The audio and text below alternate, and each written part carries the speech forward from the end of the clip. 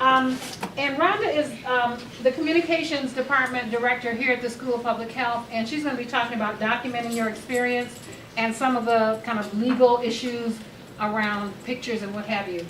So, thank you. Actually, I just had. Your experience. I know you're all excited to head out, and you're going to be hearing a lot of different things today. But one of the really important things to do to make your experience real to you and to other people over time is to document it. And the ways that I recommend you do that, there are a lot of ways to do that. You all use social media. You all have all kinds of platforms and technology available to you. The ways that I recommend you do it and that I'm talking with you about today are through photography, videography, and blogging.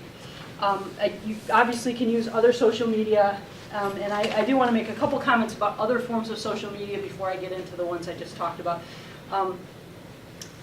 People are under-aware of how important social media is to the persona that you create professionally and publicly. And I will tell you this right now, I'm in the process of interviewing people for 3 different jobs in my department: a secretary job, a web administrative job, and a multimedia position. And in each case, when I get to the point that I'm considering people for finalist positions, I go to their LinkedIn pages, I go to their Facebook pages, I go, as much as is public, and I make note of different things about them. I recognize the differences between those types of social media. But if I see something on LinkedIn, that's obviously kind of the professional persona, and most people are fairly careful there. But people are not necessarily very careful about things that they post on Facebook and on Twitter, and there are things that you're revealing about who you are, and not just the types of activities that you do, but the kind of person you are through those media. And so I would just encourage you to think about when you're posting things and you think it's just among yourself and your friends and other people that you sort of have a small group. Social media is worldwide and forever, which means because other people can share what you shared. So if I post something on my Facebook page, somebody else can pick that up, and as soon as they do, it's out of whatever network I have created. It's outside of the structure that I think of myself within. And when I look at somebody's Facebook page or things that have been shared about them or friends that we might have in common, there are things that I learn through that are sometimes, that give me pause sometimes, about somebody's integrity or about their honesty or about their willingness to expose different elements of other people, or the types of things they say about their place in the world. So this is just kind of general advice to be thoughtful about what you post anywhere, because once you post it, it's out there, and you lose control of it. You don't get the chance to say, I'm going to take that back now. So that's just, when you're thinking about documenting experiences and making things shareable, recognize that once you share it, it's permanent. Part of the reason that you want to try to document your internship experience is because it gives you a chance to pause and reflect. So some of it is for you, some of it is internally directed. We don't do this sort of naturally in the society we live in. We're always going, we're running, you have a million browser windows open. A lot of you are multitasking right now. You're looking at other websites, you're looking at Facebook, you're looking at your cell phones. That's fine, I'm cool with it. It doesn't matter to me, but the point is, this is the world we live in, and these are the expectations we tend to have. So to take time to be reflective about something actually helps you experience it differently. It helps you internalize it, it helps you connect it to your value system, it helps you understand it better, and in some ways, the requirement that we have here for you to do internships is to give you opportunities to do that. So I would really encourage you to take some time to reflect on your experience through documenting it. You can do it in whatever ways you're most comfortable with. The documents I've just handed out have an image of a video and a photo camera. You can use your cell phone, you can use any kind of technology. And certainly you don't have to use the WordPress blogging platform. There are all kinds of technologies available. So this is kind of a technology agnostic discussion. But I just want to encourage you to think about the importance of having a purpose behind reflecting on your internship. And also recognize that you can use these experiences for other things. It can become part of the body of work that you're creating. It can become part of your professional portfolio. There are times when I've had particular experiences and blogged about them, and then years later, I'll go back and that blog content will be useful for other purposes. So as you're thinking about the holistic experience you're having, put a little bit of time into the documenting part of it in whatever format is comfortable for you. So those are my general comments. Getting into some specifics, the document that I handed out about photography, the most important thing I think I can say about photography is that you need to think about it in terms of authenticity and trust. When you walk into a room and you have a camera of some kind, and you start waving it around or you start pointing it at people, you're immediately changing the dynamic of that situation. You're taking control of something in a way that the person who is your subject does not get to determine what you do with it, how you manage it. So you want to make sure you're in a position where you can be trustworthy. One of the most important things to do is make sure you always disclose that you're doing it, taking pictures. I mean, it might seem obvious if I'm standing here, but how many of you know whether I'm actually recording you right now? I'm not. It's turned off. But I could be. So it's my responsibility to disclose this to you and to make you aware of it as subjects and you know, give you the opportunity to participate or not participate. So obtaining explicit permission before you take images is a very important thing. Now, there's a little bit of a mushy area when it comes to public domain, people in the public domain. If you are walking down the sidewalk on this campus and somebody takes out their camera and takes a picture of you, they're perfectly allowed to do that. You're in a public setting, if you want to be private in a public setting, you better wear a bag over your head. This is just kind of the world that we live in. And most of the time, you're protected by kind of a sense of anonymity. If I'm walking across campus and taking pictures of people who are walking, I don't know who they are. They're not going to be identified, so there's an anonymity. But you still want to be respectful of people and make sure that you put them in the best possible light. Particularly when you're in an international setting, this is very critical because cultures are different. People regard technology differently, people regard sharing differently, the ways that people dress, the ways that they appear in public, the relationships they have with one another, the interactions between people, all of these things are affected by culture. And so you want to make the assumption that the culture is potentially different than your experience, and you want to be respectful of their culture and their situation. So if I came into this room and I wanted to take some photos of all of you, the first thing I would need to do is get all of your permission. And I think, did you talk about any of the release forms or anything? Nope. Okay. So we have these forms. There's a full page size, and then there are a bunch of these little cards which we will hand out. You should all take a chunk of these. These are explicit permission forms. These are release forms that give you as the photographer or videographer permission to use the images that you take. So you need to hand these out to everybody who's going to be in your picture and get them to sign it and help them understand this is what it means, that I will use your picture. And I always make it a practice to tell them how I will use it. So for example, I might say to you, I'm going to be creating a website for the School of Public Health, and we're going to use your pictures on the website. It'll be used in our promotional materials. You might appear on a poster or a brochure or a flyer, and we'll probably be using the picture for the next few years. So you'd have sort of a sense of how it's going to be used. And then you have the choice to opt in or opt out. So what I might say next is I want to take a group photo. So anybody who doesn't want to be in the photo, come sit on this side of the room, this area here, and then everybody else, if you're willing to be photographed, I'm going to set up back here in the corner and just take pictures as you interact. So that gives everyone an option of participating or not participating. You don't ever want to be in a position of taking images or recording anyone who does not give you explicit permission. Not only can it cause you legal problems, but it's just unethical, and it's not the face that you want to present.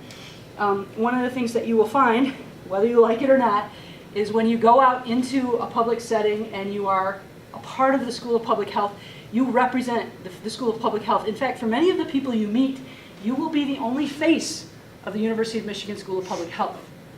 They will say, Elena is the School of Public Health. This is how I know the University of Michigan School of Public Health. So there's a responsibility, there's also pride, there are a lot of really good things about that, but I would just encourage you to be aware of that. I'm not saying that you should be nervous about it or you should never let your guard down. Certainly be who you are, but be aware that you carry that brand with you, you carry that identity with you, so wherever you're going, people are going to think about you that way, and they're going to think about your trustworthiness as the school's trustworthiness, kind of as a representative. So everything you do should be done in an authentic context that respects people's privacy, that respects their culture, that respects their background. Most of this is in the documents that I gave you, and I'm certainly willing to answer any questions, so I'm not going to go over it topic by topic. But I would kind of point your attention to the issue of dignity. It's not something we often think about, and in fact, I'll tell you, I have seen tons of very undignified photographs and images. This is on page 2 of the photography document. You want to reflect your images, your capturing of your experience, insofar as it includes other people, should be done in a way that reflects carefully on the person that you're photographing. So you do not want to take photos of anybody who is in a compromised position, by which I mean somebody who's emotionally in distress, somebody who is physically in a situation that would compromise their cultural and personal dignity, and that might mean something very different. For me, you could take a photograph of me right now, I'd be perfectly comfortable. For people in some cultures, since my head isn't covered, that would be an issue for them. So you have to be aware of the circumstance that's dignified for them, not just for you. And if there's something that might potentially compromise somebody, the setting that they're in is potentially something that might contain identifiable private information.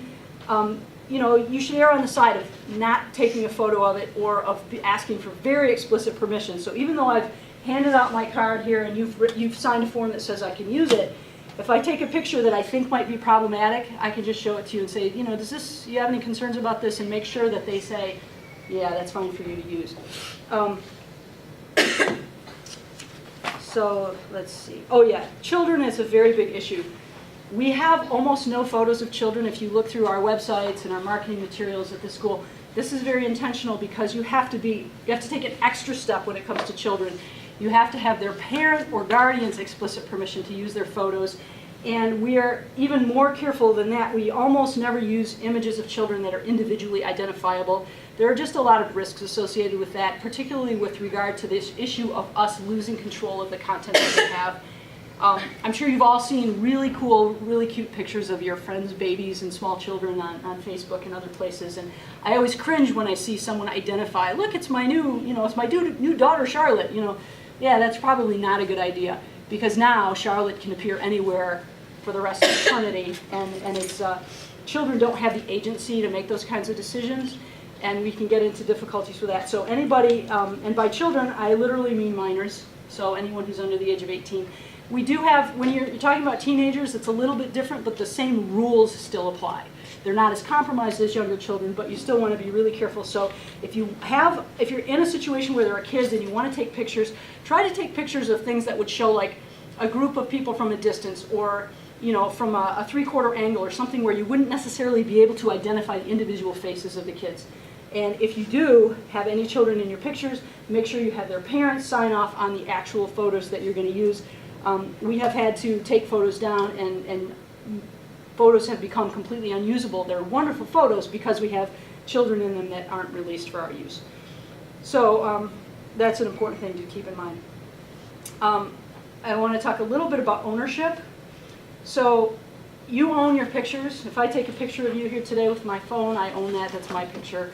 But you're in it, so you have some stake in it, and I want to make sure that I'm not going to over-identify who you are or what you're doing. So if for example, you're posting a photo in a blog post, it would be great for me to say, this is a photo of Emily and Janet. I don't necessarily need to say exactly who they are and all the details about them. If there's a reason to do it, that's fine. But for what we're talking about now is documenting your own experience so that you can have shareable content and something that you don't have to be worried about and your subjects don't have to be worried about. So I'm going to move on a little bit to blogging. Are any questions about photos, imaging, anything like that? Okay. For blogging, if you want to blog on your own, you can set up blog on whatever platform you prefer. We do have internship blogs here at the school, and if you would like to participate in one of those, get space on a WordPress blog, let me know and we'll set you up for that.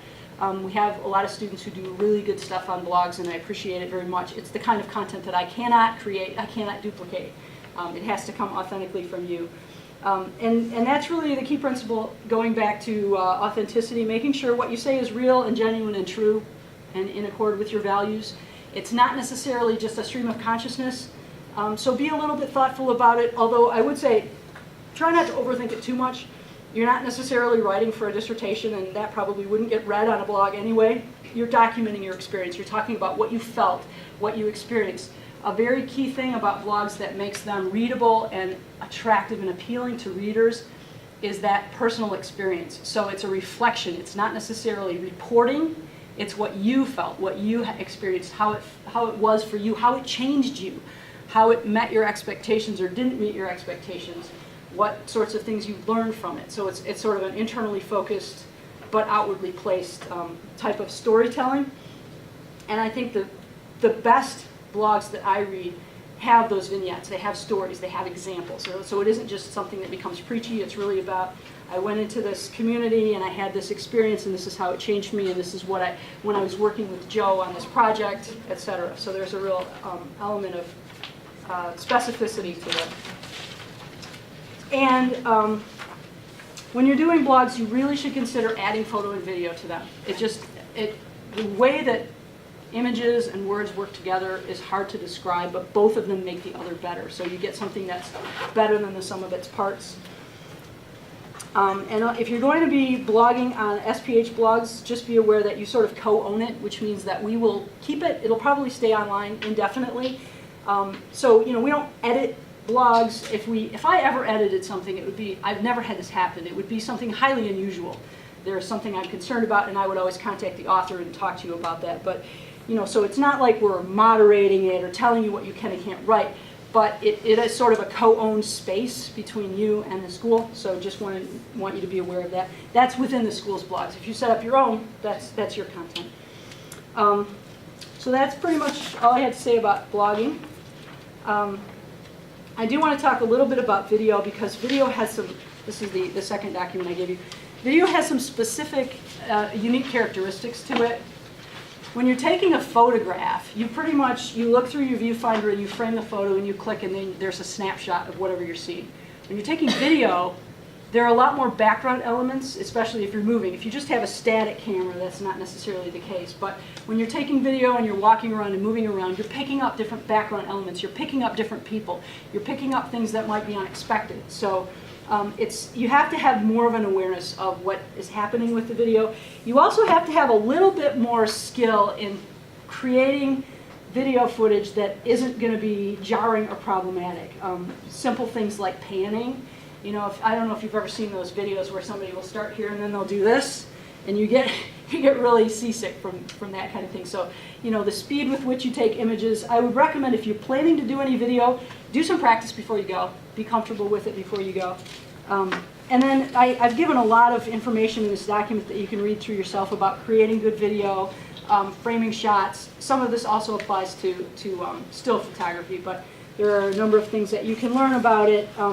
Also, be very aware that the one thing that you can do very little with in the editing room is audio. If your audio is not good, it's very hard to fix that. So make sure that you do some testing before you're working with a group of people if you want to create video that has an audio component to it. So that's pretty much a summary of what I wanted to say. I'm happy to answer any question you might have. Content about where we're going. This is the presentation to pay close attention to. Our next presenter is Gurpreet Rana, who's the Global Health Librarian and Coordinator at the Taubman Medical Health Sciences Library, and she's going to talk to you about all the ways to get that information.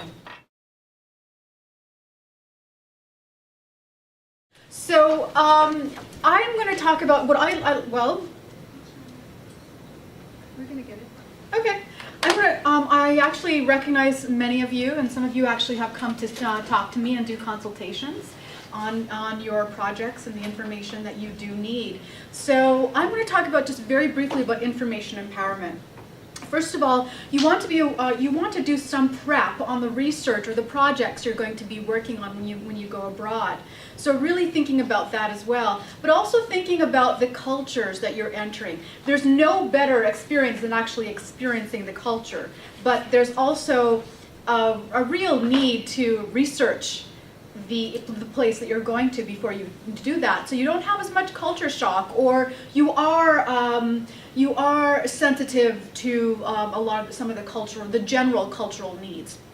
So there are a lot of tools in global health, and by the way, I collect quotations, and this is one that I just liked, that knowledge is power, information is liberating, and education is the premise of progress in every society and every family. So the idea of empowering yourself using information resources, I think, is a very good idea. So I was at the CUGH conference, the Consortium for Universities for Global Health, this past last month. So was Shaneri, you were as well, right? So we heard this dynamic woman talk, and her name was I can't say her last name, Binawaho, is that her name? So I started to kind of investigate the different, some of the things that she was saying, because I was very interested in the fact that she had a real interest in open access information sources, ones that you might be able to share with colleagues in developing countries that are freely available. And I just really like this, and I want you to think a little bit about this when you're thinking about your own information empowerment and those that are in more disparate settings. In understanding what it means to grant individuals the right to health, we must acknowledge that this right is inextricably linked to the right to information. The right to information not only concerns the quality of the information, but also the availability and dissemination of the information through all channels, including the internet. So what's the point of me showing you that? Well, first of all, thinking about that context, but also thinking about your environment. First of all, we at the University of Michigan are greatly privileged. But with that privilege comes confusion. And that's it. It's kind of a feeling of information overload. And you're required to clap because that took me some time to do. So please, thank you. Okay. Thank you. Yeah. Okay, you're all awake. This is a good thing. So I don't know, how many of you have experienced that? When you're going to start working on something. How many of you have experienced some level of information overwhelm? Come on, all of us, right? Where do you often go to find information? Google Scholar. Google? You said Google Scholar because the librarian's at the front of the room, and that's okay. Some of us go to Wikipedia. It's all in context, right? I'm just teasing you. I know you go to Google Scholar. So it's all in context of what is our information need. So that's really important to think about. I want you to write this down. This is the Global Health Information Guide, and I'm going to actually pull it up very quickly.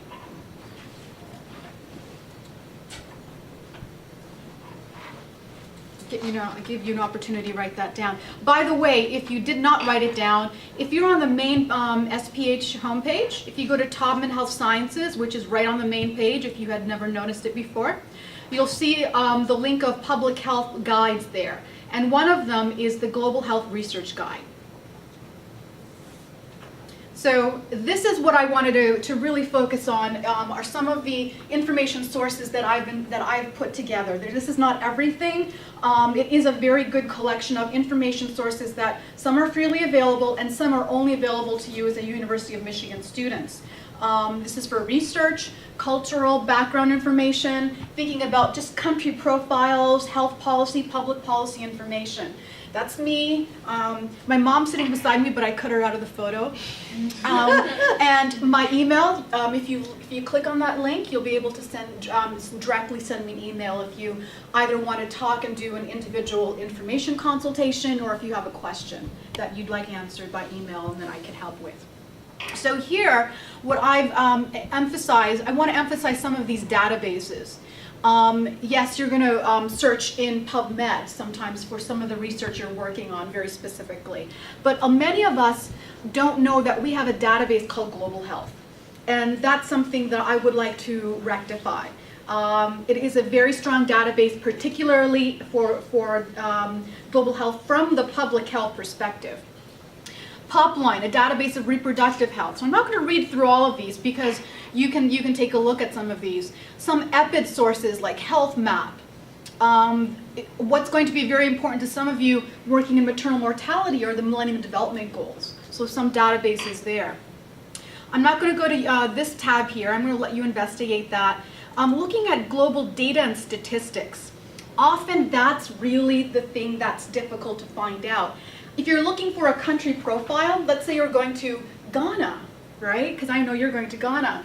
If you looked at the UN data or the World Bank Open Data Profile for Ghana, you'd see statistics from all different perspectives and maybe get a better understanding of the environment you were going into, either maternal mortality-wise, child health, carbon dioxide emissions. So really understanding where you can find that information.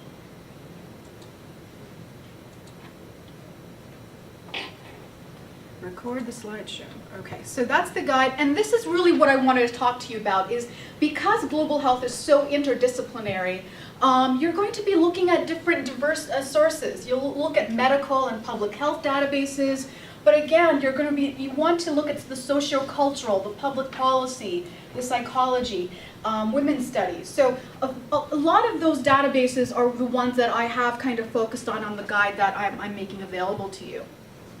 And how do you want to approach your topic, or even where you're going? So first of all, thinking about the work that you're going to be doing, scholarly databases, and Google Scholar, absolutely.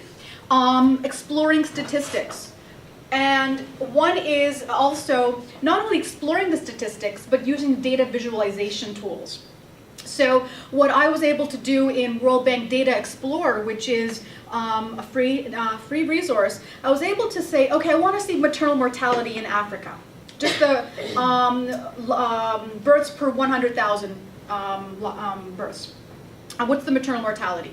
And then I mapped right beside it, I mapped in a different color the statistic for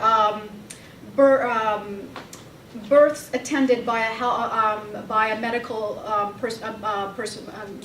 personnel. And what I was able to find is that I literally could have taken one of those maps and interlaid it on top of the other. So where it was dark for maternal mortality, it was light for births attended by a skilled health worker. And I didn't prove anything, but I'm on my way to proving something. So data visualization allows you to start to tell a story with statistics. So instead of saying, okay, here are the numbers, having a map or having a way to graph is a very interesting tool, and those tools are growing. Also, keeping your ear to the ground. If you're going somewhere, don't go to CNN International. Not because it's not a great source, but because it's telling the world story from a US perspective, per se. If you're going to India, go to Times of India. Or go to one of our sources where we have meta search engines of different newspapers. We have Access World News.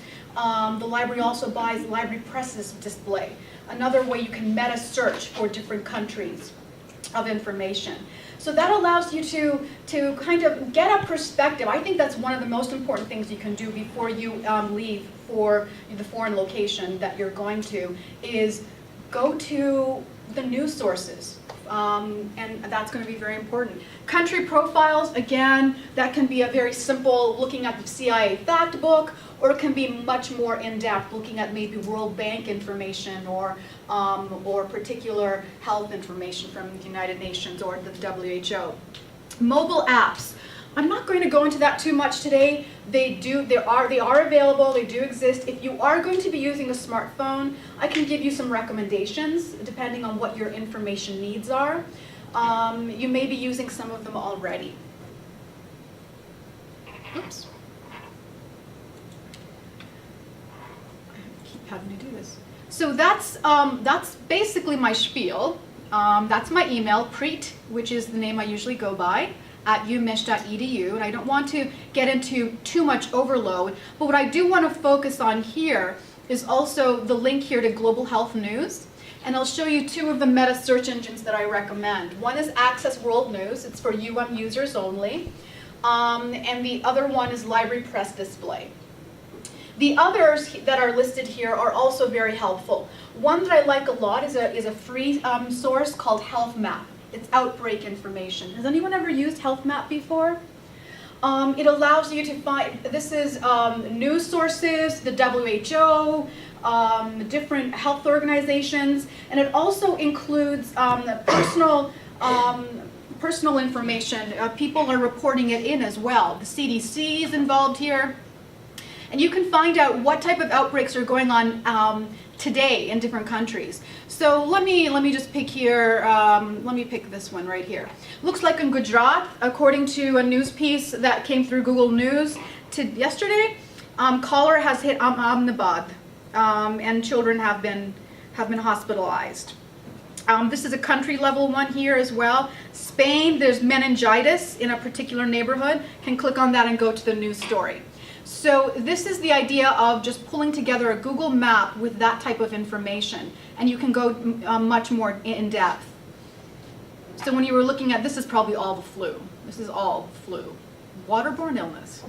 So also taking a look at what's happening here, you can take a look at different countries. You can limit to that, and you can also limit to specific diseases as well in countries. So that's what I really do like, and I'm kind of talking about it because you're heading into a talk about safety, so I just wanted to particularly highlight that one. And then very lastly, the country profile link. But do investigate all of it, and if you do want to get in touch with me, please feel free to do so. So just wanted to talk fast to get us on schedule, and so Kim has some time to talk about safety. Scare everyone. Scare everyone. Just kidding. Actually, the first time I did hear you talk, I was a little scared. Did I scare you? Just a little bit. Interesting. Thank you so much.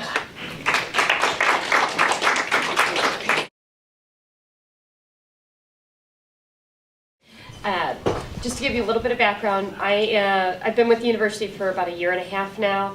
I am in a newly created position to support faculty, staff, and students on international travel.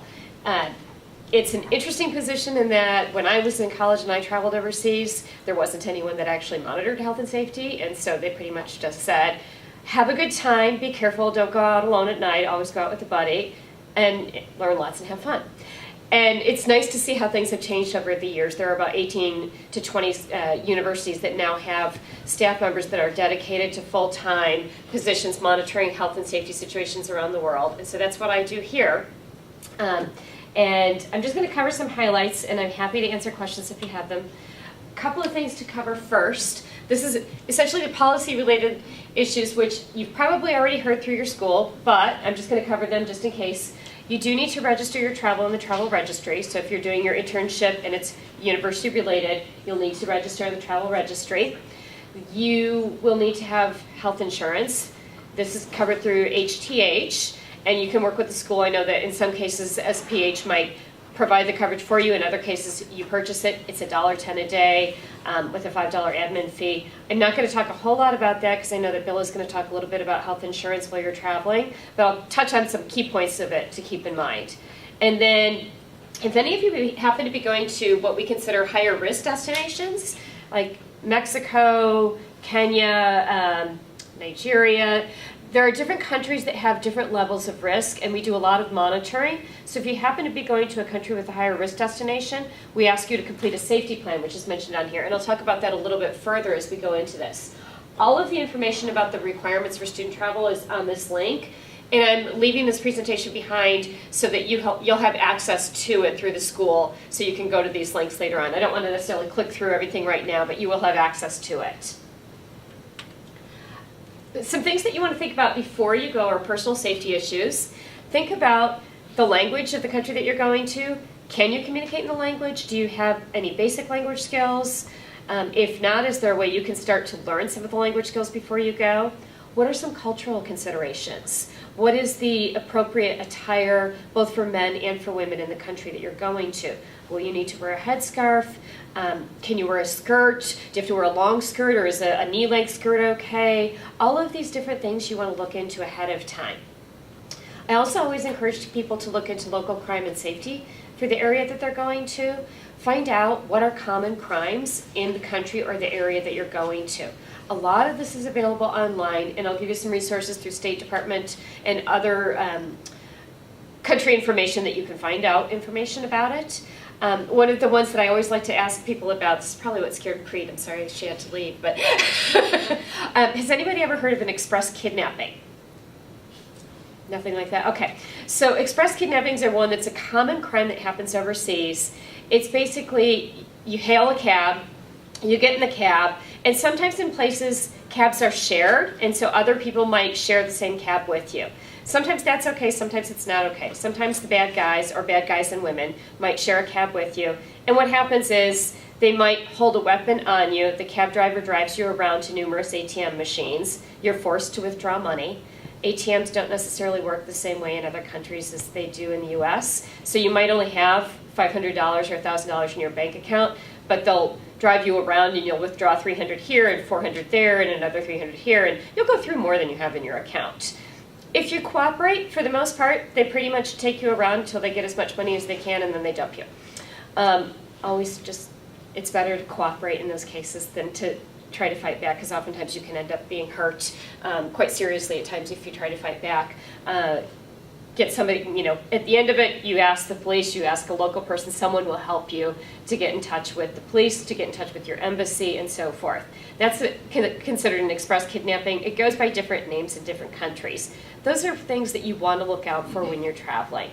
Just that's one common one that is unfortunate, but it happens in a lot of places. Planes, trains, and automobiles. Think about the safety issues for where you're going to. In most places, including the US, buses don't always have seat belts. Sometimes the drivers are very erratic. The laws, the local traffic laws, are not the same as what you might be used to in the United States or in other developing countries. People don't necessarily follow the same rules of the road. So they might be passing while you're looking into another oncoming vehicle that makes your heart stop. Just keep in mind, look up that information before you go and know about the safety for anything from the cabs that you're taking to trains, planes, and so forth. The other consideration I always like to remind people about is to find out, are there elections going on in the country that you're going to? Are they generally peaceful elections? Because sometimes elections can really rile people up. Many of you, anyone going to Kenya? No? Not in this group. Okay. Kenya recently had the elections, and there was a lot of concern in the media beforehand because the 2000 presidential elections resulted in a lot of violence, a lot of deaths. And again, this is within local population, but you don't want to be in the wrong place at the wrong time. Fortunately, the elections that they just had were pretty calm. I mean, there was some violence, but for the most part, it was very calm, which was a relief to many people that were watching this, myself included, because that's what I do. Protests, roadblocks, political coups, all of those kinds of things, they can happen. It totally depends on the country where you're going to. Bolivia, anyone going to Bolivia? Oh yeah, Bolivia has lots of protests and roadblocks. Wonderful country. I have not been there yet. I will go someday. Most of my travel has been Latin America, a little bit of Africa. But Bolivia is known for their protests and roadblocks. Don't try to run a roadblock. Just good advice, don't try running roadblocks. Tap into the local media and resources to find out about what the conditions are like and everything, because oftentimes they'll announce it on the radio or through local resources and everything. So make sure you're in touch with your local contacts to find out if you're traveling around within the country about any potential issues. The other big one is natural disasters. Again, for the most part, completely unpredictable unless it's a hurricane or cyclone. Earthquakes happen in a lot of the countries that our students travel to. Happens in the US too. And that's one thing I always want to say too, is most of this stuff can happen in the United States too, but when you're thinking of crime and natural disasters, that happens anywhere in the world. A lot of what my role is focused on is monitoring situations. So I'm part of the International Travel Oversight Committee, ITOC, which is comprised of different representatives from different schools at the university. And we monitor different situations, but I do that kind of on a full-time basis, so I do a lot of risk assessment.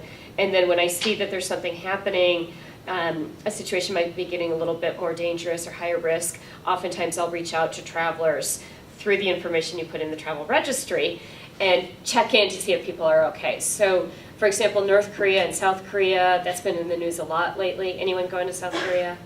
Nobody's going to North Korea, right? Okay. Just checking, you never know.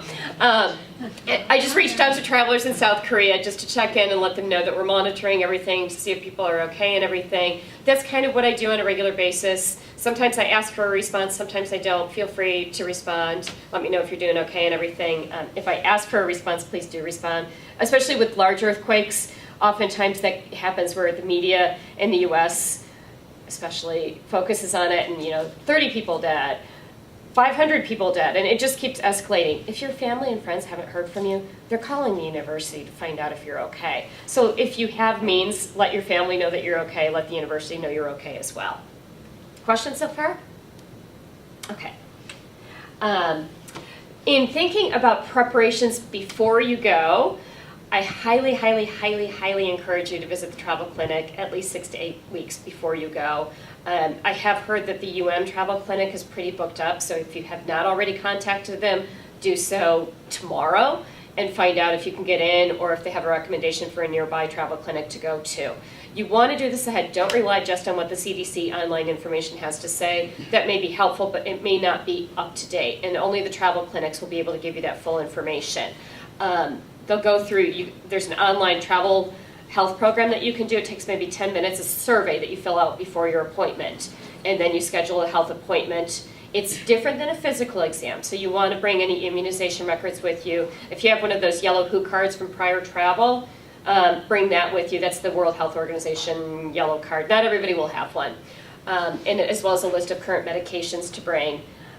Bill, did you want to add something? Just wanted to mention that in case UHS travel clinic is fully booked, the hospital, U of M hospital also has a travel clinic. Okay, good, yeah, good. And so you definitely want to take care of that as soon as possible. Definitely don't just go to your regular doctor, because if a person is not experienced with travel medicine, they will often not give you the most reliable information. They'll just go on the CDC website and they may over prescribe, they may under prescribe, or they may not prescribe the appropriate. Because, like, for example, antimalarials, it depends on the country you're going to, which one is effective. Some of them are useless in certain parts of the world. So definitely go to a travel specialty clinic. Thank you. It's a very good point. A safety plan. I'm not going to click through to the link on this, but we have a safety plan on here. This is primarily geared towards travelers that are going to higher risk destinations. I'm trying to think of some other ones. I mentioned Mexico, Kenya, Colombia is one of them. Bolivia is not on the list. Ghana is not on the list. But there are a handful of countries that are on there. So basically, it's a safety plan where you put the information about your program, your embassy contact information, so either you put the U.S. Embassy or your respective country information. And then it also includes questions about what are the risks associated with your travel, the health risks and the safety risks, and what strategies will you take to mitigate those risks. So you might find out the health risks are, malaria is present throughout the country, and there's a high incident of bus robberies, especially at night. That's just one example. So your risk mitigation strategy might be, I'm scheduling an appointment with the travel clinic, I will take my malarial medicines and everything, and use bug spray and do what I can to prevent mosquito bites. And you might also say, I'll work with my local contacts regarding any travel I do in the country to find out about safe bus routes. I will travel during the daytime only and do my best to avoid nighttime travel. So that might be an example of a mitigation strategy. Really, the goal behind this is to help you, the traveler, make an informed and educated decision about your travel and know what the risks are before you go, rather than getting to the country and go, I had no idea that this type of crime was so common here or that these health risks were present.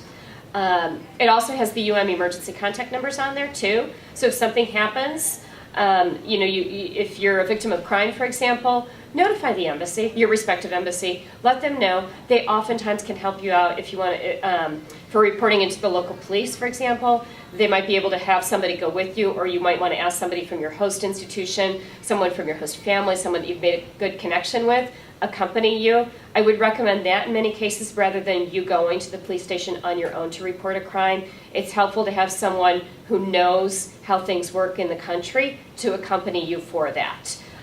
Sometimes in some of the places that we go to, the police are not always very honest and ethical, and so they might want a little bit of a bribe or some help for their family to be able to process your report. Whatever it happens to be, it just helps to have that local person connection support you during that. We don't require this for all destinations, but I still feel it's a really valuable tool. So I always encourage people to just complete it anyway, regardless of where they're going, just to have that information available with you so that if you have something happen, you have the emergency contact numbers right there with you and you're not stuck wondering, how do I get a hold of my embassy or how do I get a hold of the hospital or whatever it happens to be. Also online, we have a preparation checklist, which has a lot of tips for students and faculty and staff traveling abroad, information about passport and visas, immunizations, again, more health, safety, and security information. Data security is a big topic too. Many of you are going to take laptops with you, or you're going to be taking your USB drives. You really want to make sure that you're protecting your personal information, as well as if you're doing any research, that you're protecting the information of the people that you're working with in country. And so there's more information about that online. And then we have an emergency wallet card there too. It's a PDF document, so you can actually just type in your information on it, print it out, and cut it up and put it in your wallet if you want. And so it makes it quick and easy access to have that information. Now the fun stuff. So what do I do now dealing with overseas emergencies? If you lose your passport or it's stolen, dealing with crime, health concerns, and then political insecurity, natural disasters. So we'll talk a little more about those. So your passport, you had it with you and now you don't. I highly encourage you to make photocopies of your passport, and if you're required to have a visa for the country that you're going to, a photocopy of the visa page as well. Keep copies with you in your carry-on luggage when you go. You might want to leave a copy behind with a family member, with a friend, if the school collects these. I know some schools collect them. I just encourage you to make sure you have that information before you go. If your passport is lost or stolen, you can present it to the embassy. It helps so much to actually have a photocopy of it rather than just the number of your passport. And I also encourage you to make sure that you know throughout your travels where your passport is. So don't just tuck it away in a particular place at the beginning of your trip, and then the day before you're ready to leave, you go and you look in your bag and, wait a minute, I thought it was here, and then you find out it's gone. So make sure before you leave that you know exactly where your passport is. Not every country requires you to have it physically on your body the entire time you're in country. You'll want to look into that depending on where you're going. Sometimes you can carry a passport, a photocopy of your passport. Other times you literally have to have your passport on you at all times. Crime. There's all sorts of different crimes. People steal laptops, iPods, all sorts of things. Or you could be the victim of a crime, of a physical or a sexual assault. Any number of things can happen. I highly encourage you to report it to the embassy, even if you think they can't do anything about it now. He took my laptop, it's gone, you know, I don't know what the guy looked like, or whatever it happens to be. Still, it really helps to report to the embassy. That way they have the information, they can provide other, support services to you. Again, I encourage you to report it to the local police with help from a local person, whether your host institution. Most of you are doing internships with an organization, correct? Okay, you're all doing that. Okay, so somebody from your institution will probably be able to help you with that, or recommend someone that can go with you. If you're staying with a host family, it depends on who you're with. You'll start to form bonds with people. You'll form close friendships, and so someone that you feel comfortable with and that you trust can help you out if you need to do that. We also encourage you to notify your school if something happens. You can notify the police department. They're reachable 24/7, and so if you're in an emergency situation, they can contact the ITAC emergency phone number, which is also 24/7, so we can provide support to you. Excuse me, I have a cough coming on. Also recommend notifying your family. I'm going to get a cough drop. Excuse me a moment. I normally wouldn't do that, but I can feel this tickle. Okay, don't be posting on Facebook. Oh my God, I got robbed, and then your parents find out. That way, make sure they know from you that you're okay, or if you're not okay. All the health issues. HDH, travel abroad insurance. HDH can help you schedule a doctor appointment. They can schedule an appointment with a doctor or with a hospital. If you have an emergency, you're in a car accident, a bus accident, you are with your host family who's out in the backyard and they're cutting grass with a machete, and you've got this irresistible urge to pick up the machete and try chopping the grass just like they do because it looks like it's fun and it looks really cool, but you accidentally miss and you whack yourself on the leg. Get help. Go to the hospital, go to the doctor, get it taken care of.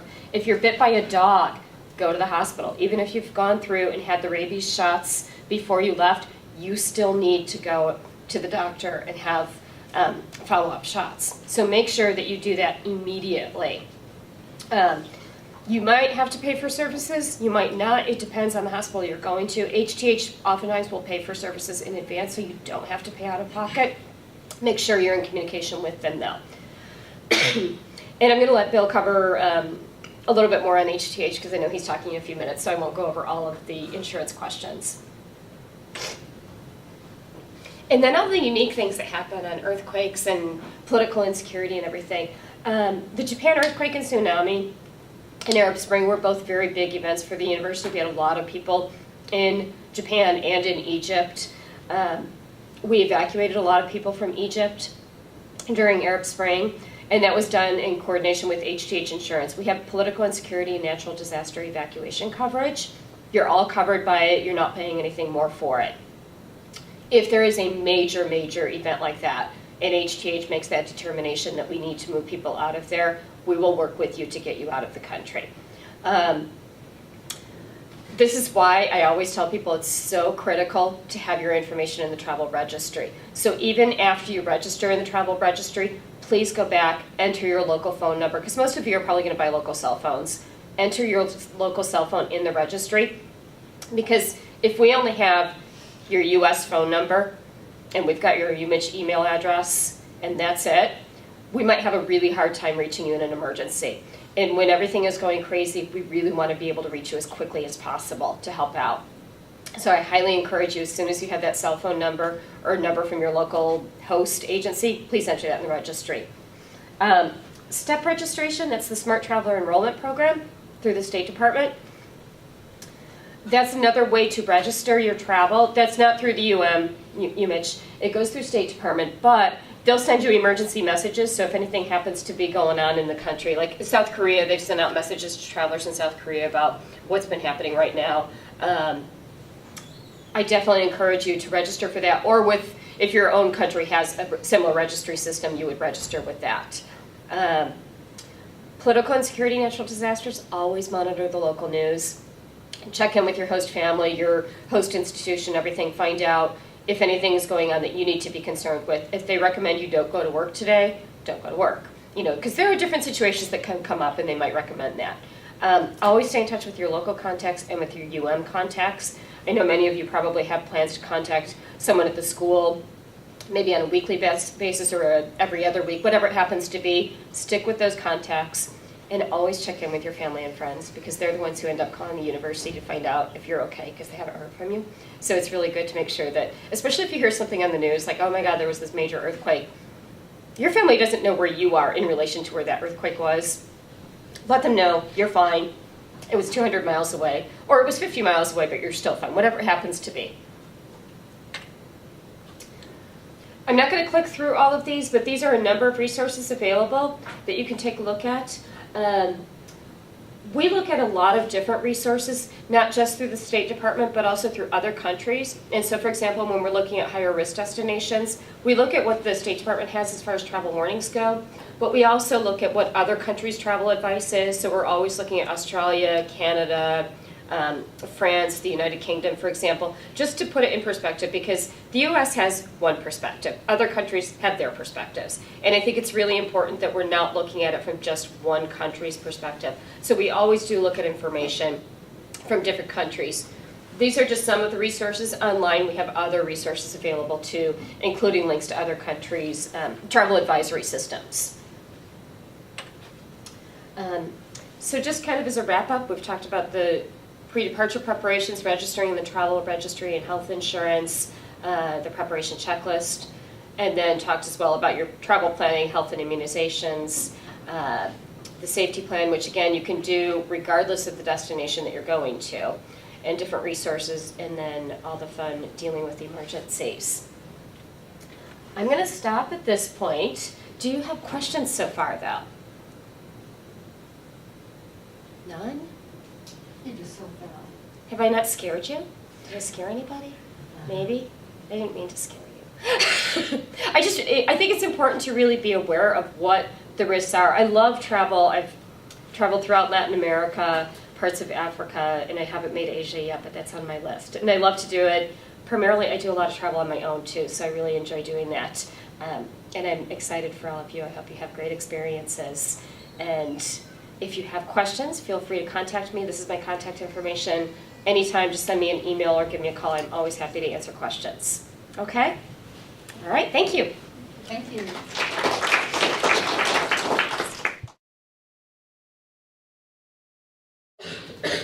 Very good. So Kim has done a great job of describing what kinds of contingencies you might run into. It's always much better to be safe and to be healthy than to have something happen. But if something does happen, the university has a tremendous health insurance plan. And I just wanted to emphasize that it's not just money to take care of you, but HCH has a worldwide healthcare network that can provide emergency evacuation services. And they've already saved the lives of a few U of M students. I can give some fairly recent examples. And these things happen to people who are perfectly healthy. So a student fell in rural Africa and broke her back. She really couldn't move. She was able to call HTH and they were able to send a helicopter to evacuate her despite her being in a very rural location. They took her to the best hospital in the area where they gave her enough treatment to stabilize her so she was eventually able to come back to the US. Another case was, you mentioned rabies earlier. There was a student last year in rural China who was bitten by a dog that was very likely rabid. It was acting very strange and aggressively. The student waited, I think a day or two to call HCH. As it turns out, there are 72 hours between the bite and when a rabies vaccination can still be effective. And obviously, if you're not vaccinated, I mean, if you don't get the antidote, rabies, there's no treatment for rabies. So it was a serious situation, and HTH did work very fast to get the student out of that rural area and to the closest place that had the vaccine, because it's not widely available. And they were just able to get him there under the wire. So those are two examples of how HTH has literally saved the lives of U of M students. In terms of the plans, you'll be on the Education Abroad plan. To sign up for this, either this will be done through SPH, so SPH doesn't do this as a group. You'll have to purchase this plan individually. To do that, you go into the travel registry, not on the HCH side. You go into the travel registry, which Kim has described, and on the very last page of the registry, after you've put in your information and dates you'll be abroad, it'll give a link to the HCH site. That's the specific U of M plan for you. It would be the Education Abroad plan, and that's, in this case, where you've put that you'll be doing an internship or something, university related. In terms of some of the coverage of this plan, it's simply, the best plan that we know of any U.S. university. It has $500,000 coverage for expenses. It says 0 per injury or sickness. That's referring to the deductible. That means you don't have to pay anything. If you are able to arrange treatment through HCH, then it's, in most cases, you won't pay anything out of pocket. If you have to go to get emergency treatment, yeah, you might have to pay something, but call HCH as soon as you can or email them, and they will then arrange to make a payment to the hospital, or at the very least, they will reimburse you, and that happens fairly quickly. This is a detailed chart, but I did want to mention that one of these items is important, and that talks about medical treatment received in the home country if not covered by the other plan. The home country is defined in this plan as the United States. This is one of the restrictions on this plan that provides only $10,000 worth of coverage back in the U.S. In other words, if something terrible happens to you and you come back here and you don't have health insurance, you'll be in a bind, because that $10,000 is nothing in this country when it comes to health expenses. So keep your U.S. health insurance plan in effect throughout while you're abroad. This just mentions some of the coverage. Those are per events, but basically there's $500,000 coverage. and political evacuation, natural disaster evacuations are also covered. To activate those, you will need to contact HTH and have them make the arrangements. Because if you found some way to evacuate yourself without HTH having approved that in advance, then you might be out a lot of money. It could be $40,000 to $50,000. So HTH has many resources that you can get to once you have signed up for the plan. And this page here looks a little complicated. It says enter the first 9 digits of your certificate number. This is how you get into the plan once you have purchased it. And so you'll get emailed to you a little card and your 9-digit certificate number, and you can use that to get into the HTH site and start researching to make sure that you'll be healthy abroad. It has a number of features. You can even something for your parents, and you can create a profile for the destination you'll be going to. It lists the doctors that HTH has affiliated with itself worldwide, and these are doctors who speak English, and they have been trained at a standard similar to that in the US. So these are vetted doctors by HTH. Hospitals and clinics, likewise. Typically, they will use what is often thought of as expat hospitals. These would be the best private hospitals for U.S. government officials abroad, corporate employees abroad. So they're very good hospitals. And pharmacies are also available. In general, I think most medical people would recommend, if you need medication on an ongoing basis, see your doctor before you go and take a supply for the entire time you'll be abroad. And there are a lot of reasons for that. Some medications may actually not be available in the country where you're going to, or they may not be legal. They may be defined as illegal by that country's laws. So it's best to take the medications you need with you.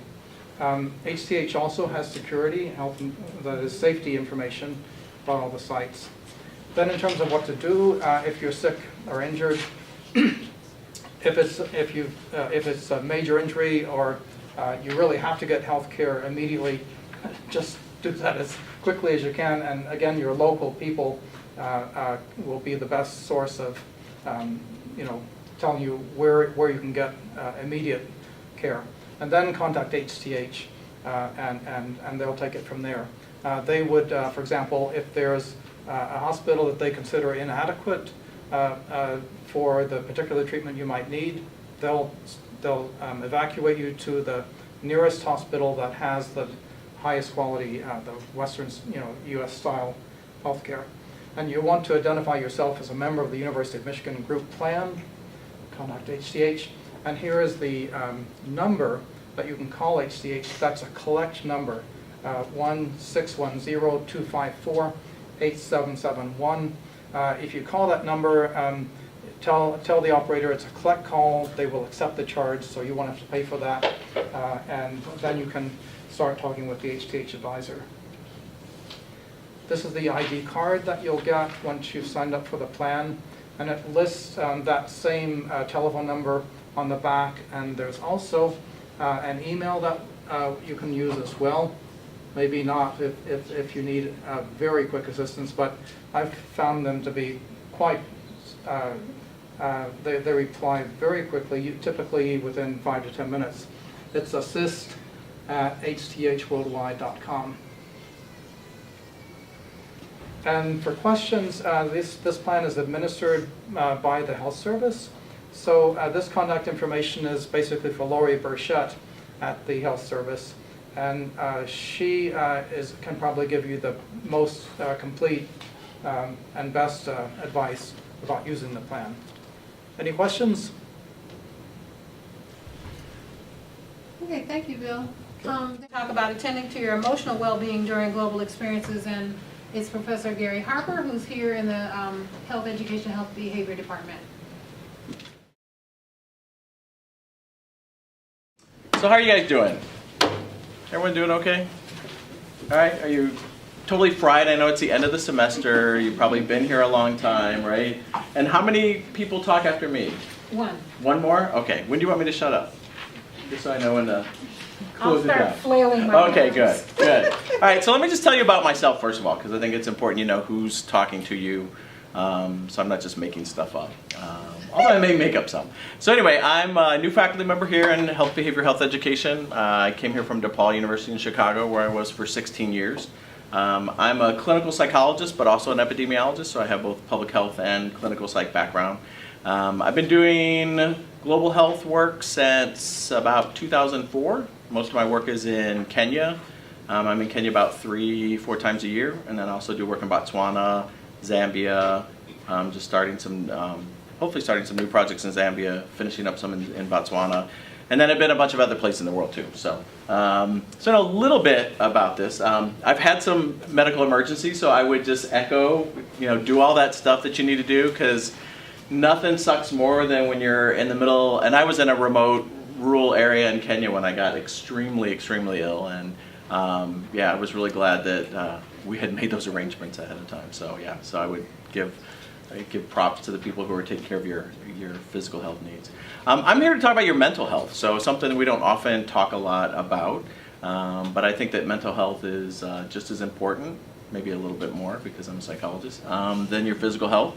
The number one thing that I want to say at the beginning is that if you are ever in a place or space during your entire trip where you feel like you just can't go on, you can't keep doing this work because it's very hard work that you're going to be doing in some respects, don't push yourself beyond your limits, all right?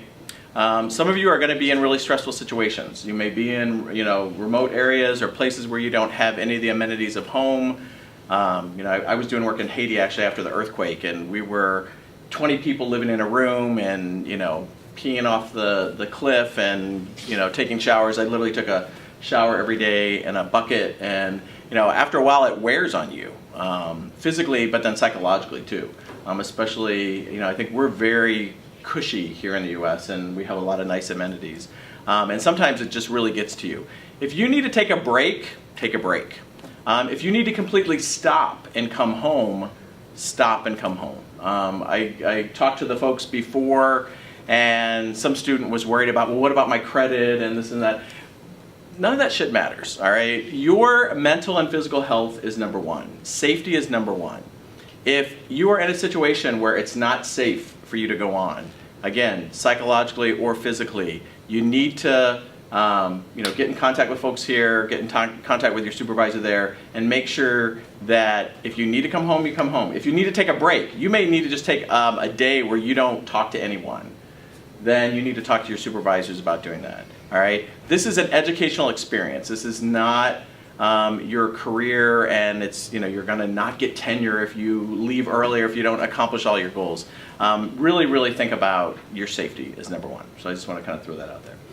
The handout that I gave you is something that is based on work that we did back at DePaul University. We would bring students over to Kenya every year, and we would focus a lot on mental health, because one thing, and some of this was kind of based on my personal experiences. The very first time I went to Kenya, I was a hot mess after the first couple of days, because we were just like thrown, well, I threw myself into the trenches right from the beginning. I remember I went to the National Hospital in Nairobi, and I do HIV work, so I was on the pediatric AIDS unit, and I had like 80 kids in various stages of dying and death. 2 kids had just been born, they didn't have an incubator, they were actually being heated by a hot plate. 2 kids to a bed, one laying this way, one laying that way. I was doing rounds with the docs, no gloves, no universal precautions. There was blood and pus, and I was leaving the unit and kids were literally pulling at me as I was walking off. I left that place and I just, I tried to go on and be professional and all that stuff. At the end of the day, we had this reflection with all of us that were in the group. And everyone was being very intellectual and academic and stuff. And I just like lost it. I just started crying, and I'm just like, I can't handle this. This is like hard shit. And then it totally turned the whole conversation, because then other people were like, oh my God, I feel the same way. And everyone started breaking down. So we had like, 18, academics in a room crying, which was kind of cool. Because then we just started talking about the emotion and about how this is really emotional work, and we're human. No matter how much we want to try and pretend like we're not, and that we're machines and all these other kind of things, we are human beings, and we attach to the people that we work with, and we feel compassion for them. If you didn't, you wouldn't be in this room. Most of you are probably here because you have passion for the work that you do. You're here because you want to make a difference in the world. That's why you went into public health. Social justice and trying to make a change in the world is a very central part of what we do. Along with that comes emotion. We can't detach that part from us. So when you're in the places that you're at, you are going to have emotional reactions, and you need to make sure you pay attention to those, because those can be more dangerous than the physical ones. If you become very depressed or you become very anxious, you can become dysfunctional. You could get to a space where you just really can't do the work that you need to do. So paying attention to your mental health is really critical and really important. One thing at the top of this sheet you'll see have just a little thing there, thoughts, feelings, and behaviors. Keep in mind that those are all interrelated. So, all of the things that you think about, your cognitions, those are attached to your emotions, those are attached to your behaviors. So they're all interconnected. You're not going to just break off your emotions or break off your thoughts or break off your behaviors. So keep in mind that if you're depressed, you're not going to be able to function at the level you need to function. If you're not functioning well or you're not feeling well physically and you're vomiting all the time, you're not going to feel well emotionally. So all these things are interconnected. Before the trip, these are things you don't have to do any of this stuff. I can't make you do any of this stuff. Shaneri can't make you do, but I would strongly suggest some of these things. The first set of questions are things for you to think about. And what I'd really encourage everyone to do, to look through this list, it's a lot of questions, a lot of things to think about. Find another person who preferably is going on a trip as well, and go over some of these things and have a discussion with them. Having these conversations before the trip are really critical, because it starts to prepare you. Just like you would prepare for an exam, you wouldn't walk into an exam never looking at the material. The same thing with your mental health. You need to prepare your mental health before you go on these trips. So the first thing, what are you expecting to do on this trip? What are you expecting to learn on this trip? And then how are you expecting to change as a result of this trip? That last question is really important, because all of you will be different people when you come back. Period, end of sentence. None of you will go there and be the same person when you come back. Some of you will change more, some of you will change less, but every single one of you will be a very different person when you come back. Even if you've done a lot of international travel, every time you go to an international setting and do the kind of work you're doing, you're going to change. So think about how you want to change. What is it? And you may have no clue. This may be your first time abroad, this may be the first time you've done this work, and that's a legitimate response. I don't know, but at least start to think about that. Can I add something to that? Sure. The other thing is, there are always a few students who go back to the country they're Yes. from for their internships. Don't think you won't come back different too. Yes. Because you've never gone there in that role. You've never gone there with the burden or baggage or privilege of being a University of Michigan graduate student. You're going there a different person than you left there, and so your experience is still going to be different, and you're still going to change. So just keep that in mind. Just because you're going home doesn't mean that doesn't apply. I think that's an excellent point. Actually, I was just having this conversation with Hattie Cham, who's from the Gambia, and she was there last summer. And we talked about her experience going back, even though that's where she was raised, and how different it was, and how she didn't expect it to be different. And She thought it was like, oh yeah, I'm going home, cool, I'm going to see all people, but she said it was a very different and still transformative experience. Yeah. The next one, what are you most anxious or fearful about? So how many people in this room are nervous or anxious or fearful about something related to your trip? Raise your hand if you have some level of fear, anxiety. Okay, does anyone not have their hand up? Yeah, then you're full of shit. You're all going to have something that you're nervous about. Even if it's like, oh my God, will I make my connection on time? All right, that's still something. But we all have it, and that's normal and it's natural. But think about, again, it's about preparation. Think about what you're nervous about and talk about it. And it may be something that you think is really silly, and you start to talk to someone and you're like, oh God, I have that same anxiety. What we used to do in in Chicago is that we would have groups of students that had to answer some of these questions in groups together. That was mandatory. So you had to have kind of a process group before you could go. And it worked out really well because people found out that they all had the same fears, but they were afraid to say that. Simple one. If you've never taken public transportation in another country before, it's a whole different experience. You may be really freaked out about that. All right, I do a lot of work in Kenya. We take matatus, which are like minivans that are supposed to only have up to 14 people, sometimes have 20 people, and loud music. 20 of them have a baby and a bumper. Yes, I was just going to say, there's always a baby. I always sit next to a baby, and I always get stuck on the speaker. So some of them, to attract different people, play really loud music. I always get stuck on the speaker so your guts are jiggling, and then the baby's screaming in your ear. That was something that, you know, before I took my first matatu ride, I'm like, okay, I don't know when to get off. I don't know how to get on. You know, I was really freaked out about it. And I talked about it with my friends that were on the trip, and like, oh yeah, we're all freaked out too. So we did it together. And then we weren't freaked out. We all laughed about it because, you know, it was really an experience. So if you go to Kenya or someplace similar where they have matatus, definitely ride one. It's a great experience. Another thing, and what are you excited about? Again, you're going for a reason. Hopefully none of you are just doing this to fulfill a requirement and check a box. You will be doing that, but there's something you want to be excited about. Think about that, talk about it, and make sure that you then work to get the opportunity to do that. All right, the next one, what are the sets? I kind of put them in sets in the first before the trip. What are the cultural norms, values that may be challenging to you? Different countries have very different norms and values. There may be, there's going to be gender differences. You may be going to a lot of very sexist countries where as a woman you may be looked at as a second-class citizen.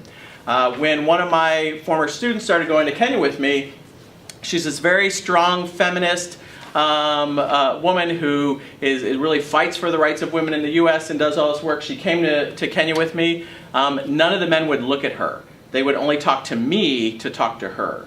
And she was so pissed. She was so angry. And the first trip, I think she spent the entire time just being angry because she was so frustrated. And then we spent a lot of time talking about how, you know, there may be certain cultural values and norms that we don't agree with, but we have to respect that we're a host in that country. Now, you know, you may choose to do activism work later in that country, but you are a host. You're a guest in that country. You could be the host if you're from the country, but you're a guest, so you need to respect those norms and those values. Also, are there environmental situations or experiences that may be challenging for you? You may not want to ride in a matatu. You may not want to be in closed spaces. You may not want to have to go to the bathroom in an outhouse. Think about these things ahead of time. Yeah, if that's what it is, then good luck, because you're going to have to, you know, kind of do your stuff somewhere. But think about what may be challenging for you. Also, what are the interpersonal situations or experiences that may be challenging to you? You know, again, there may be gendered conversations that are uncomfortable. I do a lot of work with the Catholic Church in Kenya. Some of the things that I have to talk about and some of the things I have to deal with as an openly gay man, as someone who does HIV, are really disturbing. You know, I've heard horrible things about how demonic gay people are. I've heard horrible things about other issues like that. But when I'm in a role, it's not my place to be an activist. When I'm in a meeting and I'm representing another entity to talk about an educational program, you have to kind of pick and choose your battle. So think about what interpersonal situations may be a bit of a challenge. During the trip, remember you're a guest in another culture. Respect that culture. Respect the host culture. Also remember this is time limited. You're not moving there, right? So you're only there for what, like 10 weeks, maybe 12 weeks, some of you a little bit longer. You know, I actually work out with this guy, and I hate to work out most of the time and just do it because I feel like I have to. And he always says, you can do anything for a minute. And then he pushes it to 2 minutes and 3 minutes. But yeah, I kind of think about that too. So if you're in a situation where it's really uncomfortable, you know, think about it's time limited. It's going to be over in a week or 2 weeks. Now, if you get to that point and you're doing all these cognitive strategies and thinking, okay, I only have one more week, and you still feel like you just can't do it, that's when you need to think about coming home. All right. Recently, we had a trip last summer with folks from Chicago that went, and we did have one woman who just lost it on the trip. She just couldn't hold it together. And then we just sat down with her and then started to talk about, okay, let's make arrangements for coming home. And once we started to do that, it actually just knowing that she could come home is all that she needed. and then she was fine. It was actually, she was feeling so overwhelmed that she was freaked out and thinking, oh my God, I'm never going to get out of here. Oh my God, this is what things are going to be like. But once we sat down and said, okay, let's call the university, let's call the travel agent, let's do this, and we started that process, then she just really had this kind of transformative experience and told us, well, I'm feeling better now that I know that this isn't permanent. So just remember it's time limited. Daily debriefing and discussions and daily journaling are really important. On our trips, we always made it mandatory that every night we had a group meeting to talk about what happened that day. And it may be something simple like, I had a really great meal. Or it might have been something like, oh my God, I saw this woman in the clinic today and I couldn't believe how poor health she was in. So whatever it is, if you don't have someone with you on the trip that's connected with the university, find someone else there, some kind of colleague or friend or someone who can be someone to discuss what's going on. Also journaling every day, even if it's great day, today sucked, but just writing something down, that physical act of writing something down is very therapeutic, and it really helps you to start to kind of get through all that. Another one, stay connected to loved ones back home. It doesn't have to be you call them every day, but have a way, either through email, through texting. Texting's great. When I'm in Kenya, I text all the time. It's actually much cheaper, especially from a Kenyan phone. It's cheaper to text to the U.S. than it is to text sometimes within the U.S. So, find out what your plans are to find out you can do that. Email. Also, be prepared for inequalities. There's going to be a lot of poverty. There may be sexism. There may be heterosexism, ageism, racism, colorism. All the isms may be alive and well wherever you go. Be ready for it. Again, it's all about preparation. So when you're there, keep in mind what your purpose is of your visit and your time there. If it's appropriate to challenge these things, then you can. But most of the time, you're there, again, to learn, to absorb, to experience, and not necessarily to change the view of women. Then a couple things after the trip. You will likely see things differently. When you come home, it's hard to view the world in the same way. My very first time to Kenya, I remember coming home right before Christmas, freaked me out. Went with my parents to, God, where did they go? Like Applebee's or someplace gross like that. It's just like the like world of excess, all right? And I remember like sitting down and it was like supersized mega jumbo burger with triple fries and, and all these things. And I sat there and I was so freaked out, I left and I just sat in the car because I couldn't handle all that stimulation. I just spent all this time in huts with nothing and drinking tea and people literally giving me their last piece of chicken because they were so happy I was there, to the jumbo burger with triple fries. And I just got out of there. I was like, I can't do it. So you will be different, and get ready to freak out when you come back a little bit, all right? Don't plan anything important when you come back. Don't plan some kind of big thesis meeting or job interview or proposal to your spouse or your partner. Don't do anything really important when you come back. Just allow yourself time to mentally decompress. You're going to be jet lagged. You're going to feel like crap. You may have horrible diarrhea. And mentally, you just need to decompress. So don't plan anything really, really important. You're going to be exhausted. You're going to be uncomfortable. Just expect it. If you expect it, you're not going to be pushing yourself. I see Schneer's getting up, so that means I have to hurry up. You need time to adjust physically, socially, cognitively, spiritually. Emotionally, we don't often talk about spirituality either. If you're a person who to you spirituality is important or religion is important, that's a coping mechanism. That's a way to stay connected. Think about those issues. Also, talk to a trusted person. Talk to anyone in the school of public health, outside the school of public health, a rabbi, a priest, a minister, a faith healer, whoever you feel connected with, either someone professional or someone personal. Write about your experiences, talk about your experiences. And the very last one, and then I will shut up, is think about how you can take action when you come back home. If you're aware of social inequalities and you don't do anything about it, that can lead to depression and anxiety. Because if you look at how horrible and shitty the world is, but you just don't do anything about it, you get really frustrated. If you think about how horrible and shitty the world is, but you take action to change that, that gives you a sense of empowerment, it gives you a sense of accomplishment, and it helps you to just feel more settled and to feel better about yourself and about the work that you're doing. So take action. do letter writing campaigns, raise money, tell the stories of the people that you saw, do some kind of activism or something to give back, and that will help to kind of ease some of the anxiety and frustration at the social inequalities that you see. And I will Thank you. stop there. I actually wanted to kind of emphasize a couple things that Gary mentioned. First of all, the thing about coming home.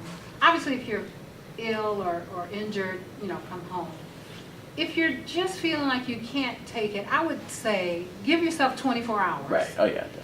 But then come home if you need to come home. And please, the most important thing I want to say is don't feel pressured by your PI, other interns. There are people who have interests that are different than yours. And, somebody's trying to get this research project finished by September or something, and you want to go home.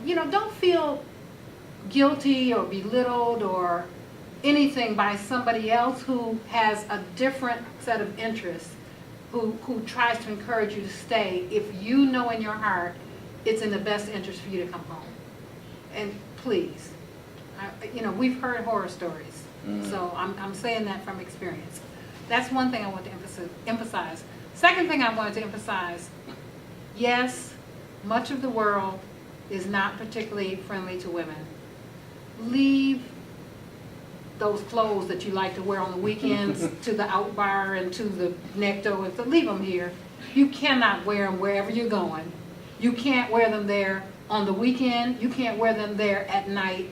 It's not enough to just dress professionally during the day and then at 7 o'clock at night you've got on jeans that you literally have to lay on the bed and pull up with help.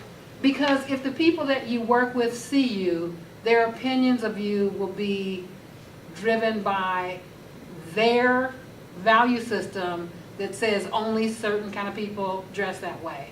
So it's just not worth it in terms of your credibility for 8 to 12 weeks to be, doing that.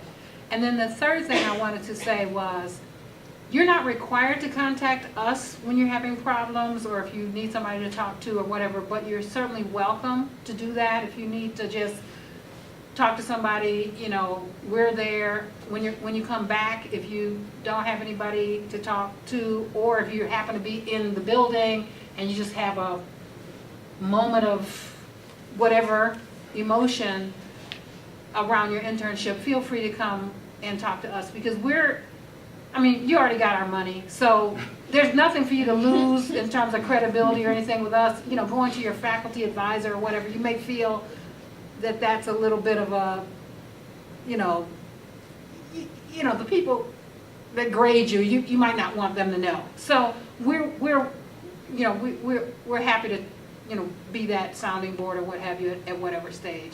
So that's all I want to add. But thank you very much, Gary. Sure. Yeah, and I'm around too. So, if you want to ask me any questions when you come back, or even before, shoot me an email, stop by my office or whatever. I'd be more than happy to talk to you as well. Okay, thank you. Sure.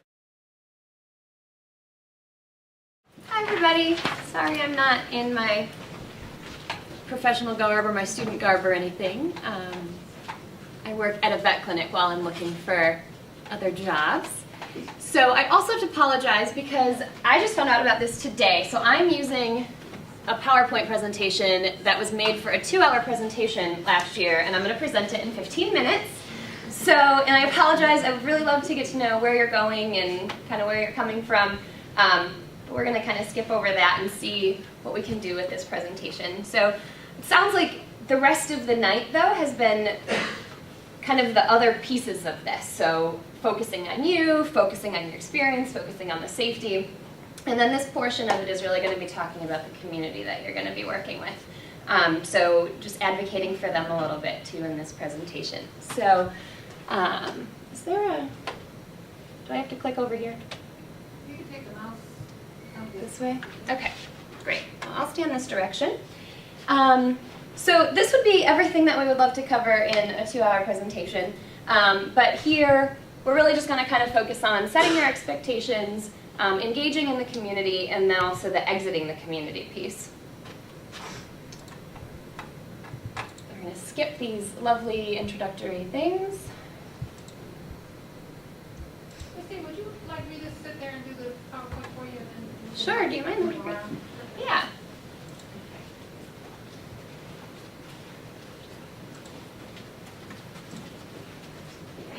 Okay, so let's talk a little bit first about identity. I think Dr. Harper brought that up a little bit, what your identity is and sort of what your values are, really, before you're going to go abroad. So I see a lot of what I'm assuming to be women in the room.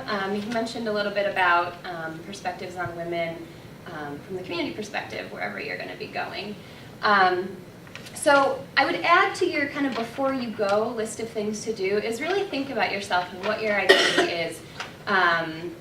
Not just your gender identity, but your spirituality, anything else, kind of your age and how that's going to fit into who you're working with, your past life experiences, what the people who you're going to be working with, what their past life experiences might be. So really thinking about that before you go. And then also thinking about what your values are and what things you might not bend on. So we talked a little bit about attitudes toward women. If somebody treats you a certain way, how are you going to respond to that? So sort of preparing yourself for these cases. These are things that you can do when you're thinking about what your identity is and how you can prepare. So if somebody were to get into a conversation, this has happened to me actually in Peru, we got into a conversation about religion. So, are you Catholic? Well, my family is, but, I don't really practice anymore. Oh, well, you just haven't found God yet. And I was like, okay. So we proceeded to have a 30-minute conversation about religion, and I went into this completely unprepared. I hadn't thought about how I was going to engage in conversation about Catholicism and what my experience was. I didn't even really know, I hadn't processed what my experience was. So when I left there, I just felt like I had been either really disrespectful or that I had been really disrespected. And so I feel like now when I go, I can either avoid the topic if I want to avoid it entirely, and I just say, sure, yeah, I was raised in a Catholic family, and sure, yes, I'm Catholic. Or I can be ready to talk about what my values are and be open and just say, I really respect what your values are. I think we're really reaching toward the same thing here, just in different ways. And be open and be willing to communicate about that in that way. So yeah, like I said, maybe before you go, jot down kind of what your identities are, and be prepared to talk about any of them, and then talk about what your values are. If there's things that would really bother you, go through some scenarios in your head and how you would handle those. Let's see. Okay, so some things. Okay, so the next thing is, now we're on the plane, we're headed over there. On that plane with us, we are taking our reputation, we're taking the University of Michigan's reputation, we're taking the state of Michigan maybe, if somebody knows what the state of Michigan is, the United States. When I go to Guatemala pretty regularly, even when I'm with people who are from Holland, we will go somewhere and be like, you're American. Anybody who's white, they will just say, you're American. So everybody gets associated with being from the North, being American. So I imagine that will happen in some of the places where you are, or you'll be associated with something. You are the University of Michigan. We've met some University of Michigan students before. So people might approach you with some preconceived notions of who you are and who you're representing. And so be prepared for that as well. Sometimes it might be good to find out who this organization or community has worked with in the past, so that you can kind of find out what those interactions were like. Or you can just go in blind and be ready to put on your best face and remember who you're representing. It's not just you. Let's see. So, okay, this is what the Elway effect is, as Rollin and Dave from the Ginsberg Center would call it. Superstars, myths, and legends. So you might be working with an organization that had a University of Michigan student last year, and this student went so above and beyond, and they're going to compare you to this student every time you turn around, and then you might not be as good as that student, or you might not do the things the way, oh, well, that student did this way, can't you do it that way? So being ready to be flexible, being open to that. Or you might be following a student who was really terrible, who didn't like, or who went home early, or who never showed up. And then you're going to be the superstar, or you're going to be the new legend in their mind. And the same with just people from the United States in general. So being prepared for that kind of thing. And then protecting your reputation. So let's move on to the next one.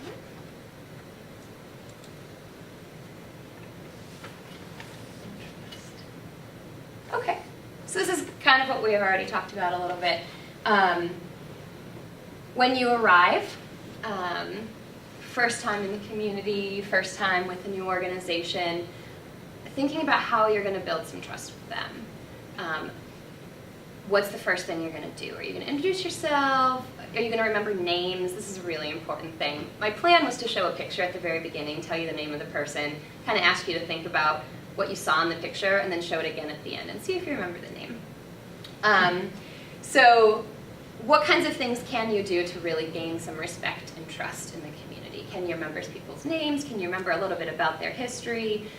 Or even if you don't remember their names, just being super open and humble and being like, you know what, I don't remember your name, but I'm really interested in what you're doing today, how your family is, being ready to have those conversations and being open.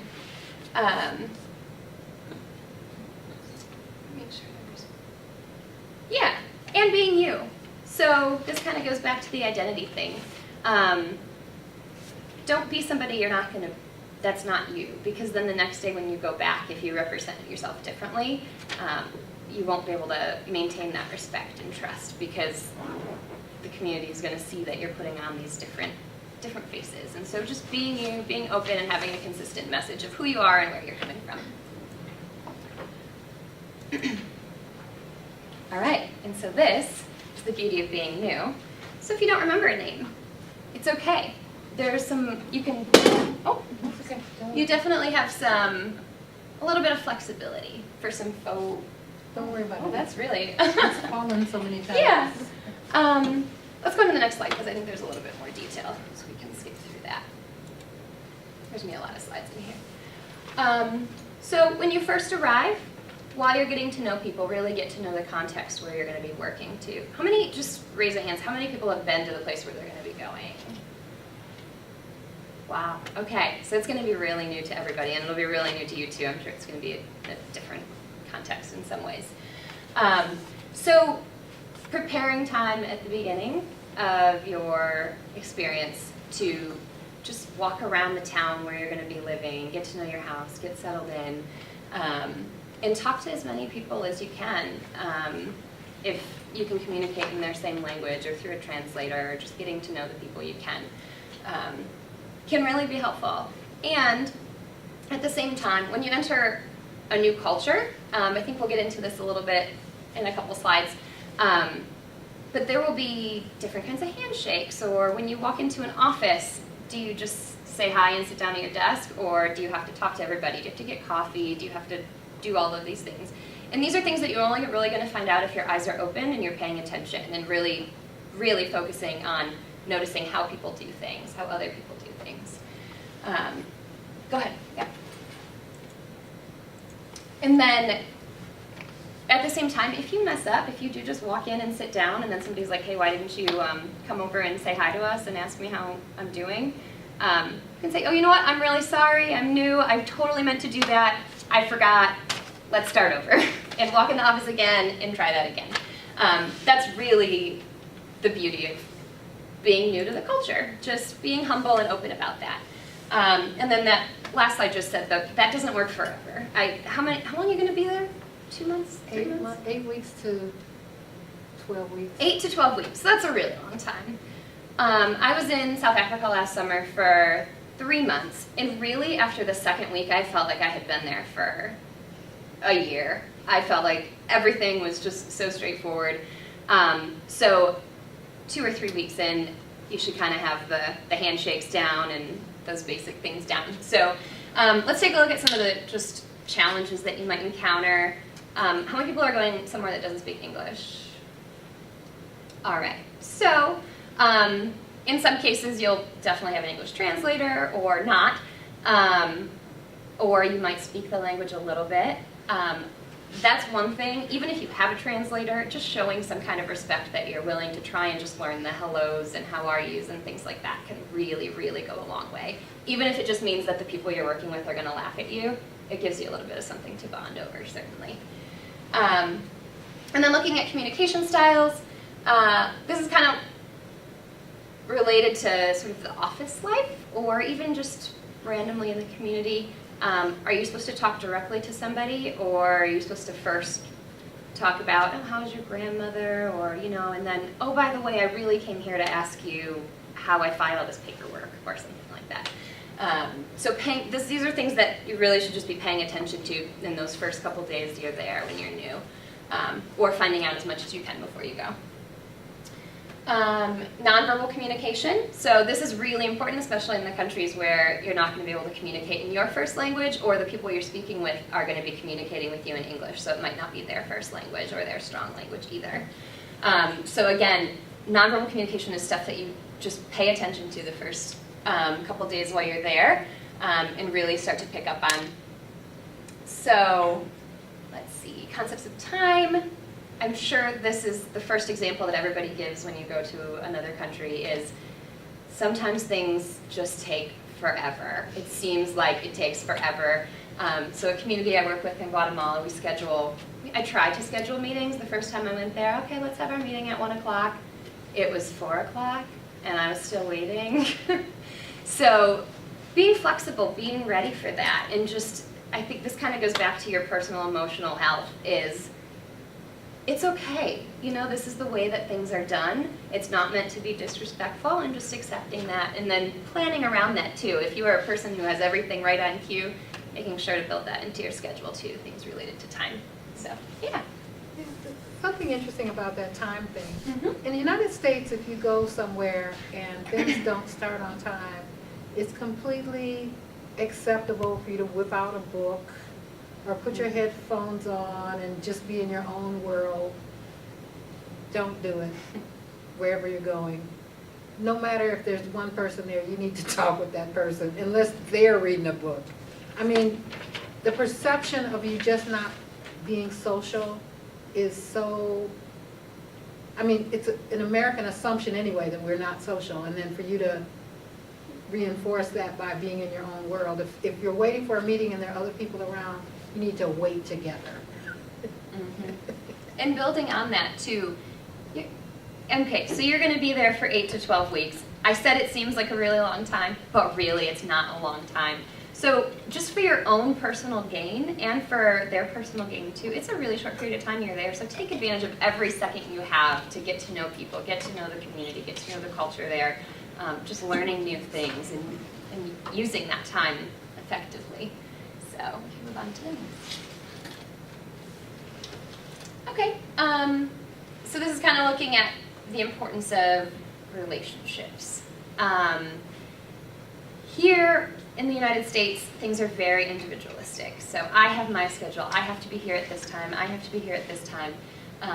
Other cultures where you might be going, you might run into people who really do things based on their family. And so they'll be talking about we, and you have to, in those first couple days, find out what that means when somebody says we, or find out what it means when they say, okay, I'm going to be here for this event, and then they show up with 8 people, or they don't show up at all because it turns out that one of their kids was sick, or they had to make dinner and they just didn't want to tell you that directly. Let's see.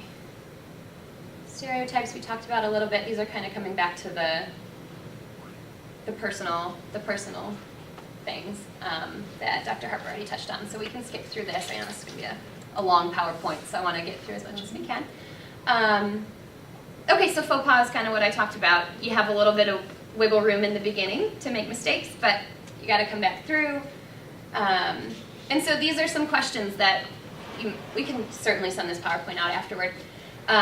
These are some questions that you might want to think about. So add this to the list of things to prepare before you go. Going back through this presentation and seeing what kinds of things you might want to learn about the country before you arrive. And then, like I said, just when you get there, really pay attention the first couple days. All right, moving on to exiting appropriately. So we're going to feel really empowered. You guys are going to feel really empowered after your first week there, after your first 6 weeks there, after your first 10 weeks there, you're going to feel like you're accomplishing so much, or that you're not accomplishing anything at all, and that there are so many things you want to do that the organization you're working with wants to do, and you just feel like you could do that when you get home. You can do that in the future. So, but being ready to not make promises, okay? So, when you're leaving, for example, one of the biggest things that organizations appreciate for having volunteers in their community is the fact that it can give them connections afterward. They're going to maybe expect donations, they're going to expect financial support from their volunteers. It's just one of the reasons they really like having volunteers. And we might feel like we can do that. So we're going to say, oh, I'm going to get home and I'm going to ask my uncle, oh, and this person's going to want to donate some blankets, and this person has a whole lot of money they're going to want to donate. It's just not a good idea to promise these things, because when you get home, how many people had a New Year's resolution this year, last year? Yeah, maybe. How many people stuck with it? Maybe. No, probably not. I'm sure everybody's broken a resolution. When you come home, everything changes. You're probably going to jump right back into class, I'm assuming, in the fall. And there just might not be time for you to do that. But being ready for that, knowing that you might be able to make an impact, but not in the way that you're going to be able to promise before you leave the country. So, let's see. Everyone I've ever met in Africa wants me to get them a scholarship to the University of Michigan. Totally. And you know what? I'll look into that for you. But you just cannot say, oh, okay, that's really possible. Because it's just, sometimes it's not. Same with money. And also talk to your organizations or find out what the policies are of your organizations. I went with Cross Cultural Solutions last summer as a volunteer, and they have a policy that you can't give donations while you're there. Afterward, nothing. You can support Cross Cultural Solutions, who will in turn support the community that they're working with. But just to prevent any kind of ethical issues, they don't want you to give donations, and it's in the policy. You have to sign the contract. So be aware of that and find out what your organization's policies are that you're working with.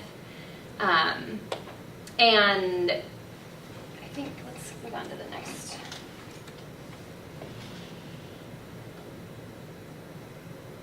Yeah, so now you are the person who was there before you, and you need to leave the community in the way that you want the next person to arrive to find the community. So you want to leave with them thinking, this was a really great person, this was our superstar, you know, we really like the University of Michigan, or we really like the United States, or maybe maybe they don't really like you, but you mended a problem that they had with you before because of a previous person. So your job is to gain the community's trust, maintain it, and if you don't make promises, then they're not going to be expecting anything, which is really important too. Exactly. So really coming to promises and transitioning. Okay, this is going to be really important. What is everybody doing? Do you know what you do? Paperwork? It's a big Shout it question out. for 5 minutes to 6. Yeah. Not everybody has to answer it, certainly, but just an idea. Are you doing medical work or public health work? Like statistics, things like that? Projects? Education. We don't know, maybe? Okay.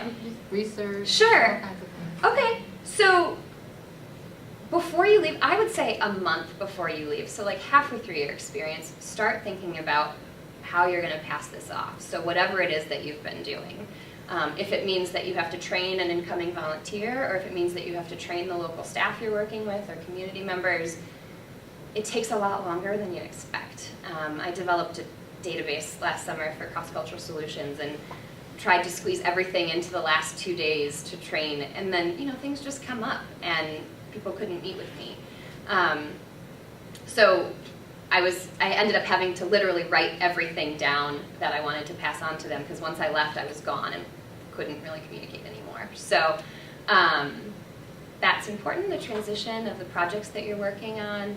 And then if you know that somebody else is coming in and you're working with community members, being ready to say, like, okay, this person's going to be coming in, taking over, maybe introducing the new person can be really important as well. Okay?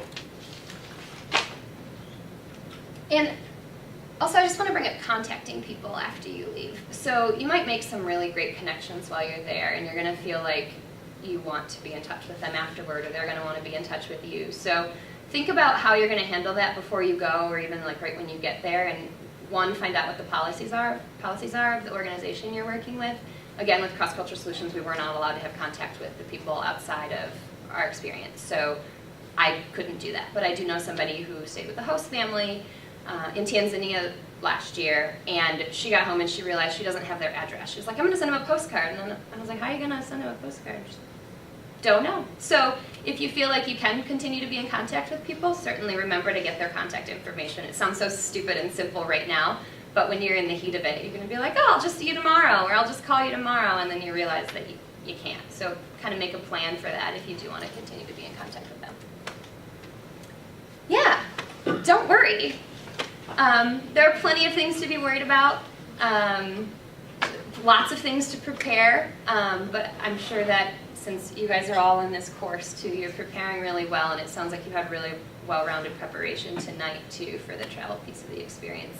And that's it. So again, I apologize for squeezing this into such a short amount of time and not being able to hear from you guys and share more anecdotes, but I hope you all have a really great experience. Okay, we have